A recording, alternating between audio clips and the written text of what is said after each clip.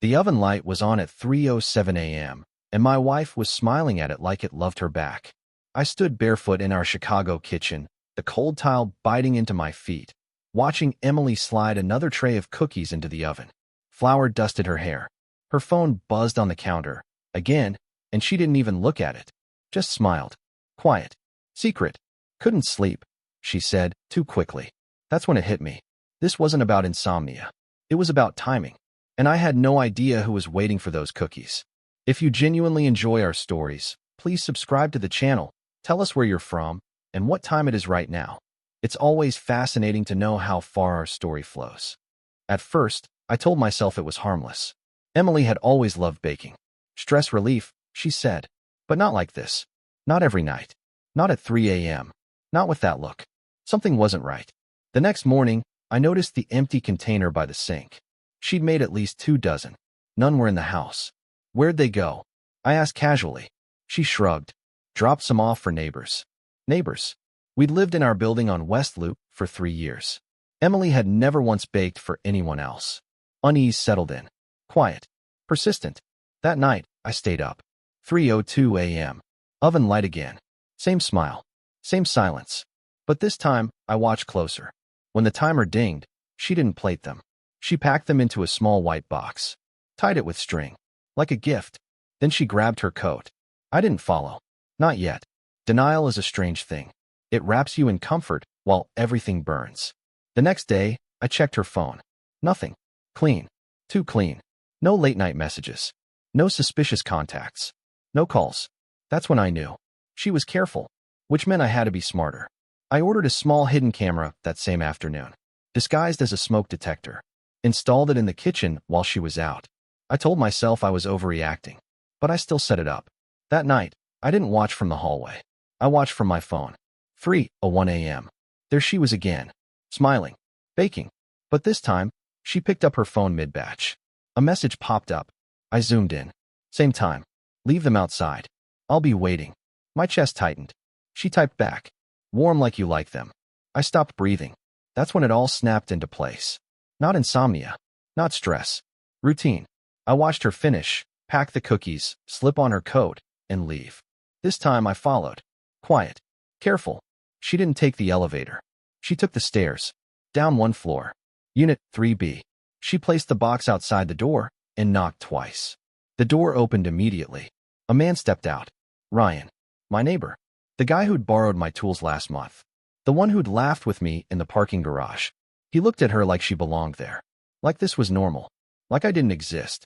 Emily smiled at him the same way she smiled at the oven. And then she walked back upstairs. Like nothing happened. I stood frozen in the stairwell. Something inside me broke. Clean. Silent. The next morning, I asked her directly, "Why are you baking for Ryan at 3 a.m.? She didn't flinch. Just stared at me. Then laughed. You're being paranoid. Gaslighting. Immediate. It's just cookies. Then why the messages? I said. Her smile faded. For a second. Then came the shift. Cold. Controlled. You went through my phone. There it was. Manipulation. You're the one sneaking around, I said. She stepped closer. Calm. Almost bored. You're imagining things. I almost believed her. That's the worst part. But I had the footage. And she didn't know. That night, I didn't confront her again. I transformed. Quietly. I contacted a divorce lawyer in downtown Chicago. Gave him everything. The footage. The timestamps. The messages. He smiled. Solid case. Then I kept going. I installed another camera. This time, in the hallway outside 3B. I needed more. Not for me. For the ending. 3 nights later, I got it. Ryan didn't just take cookies. He pulled her inside. The door didn't close fast enough.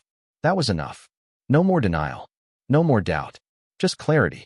I waited 1 week. Let the routine continue. 3 a.m. baking. 3B deliveries. Smiles. Lies. Silence. Then I set the trap. Saturday night. Building gathering.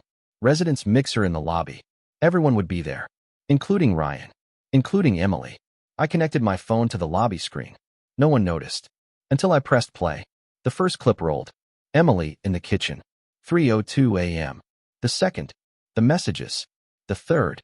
Her knocking on 3B. The fourth. Ryan opening the door. That look. The room went quiet. Dead quiet. Emily's face drained. Ryan froze. Someone whispered, "What the hell?" I didn't say a word. I didn't need to.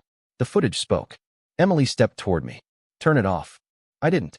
Ryan tried to leave. Someone blocked him. Questions started flying. Voices rising.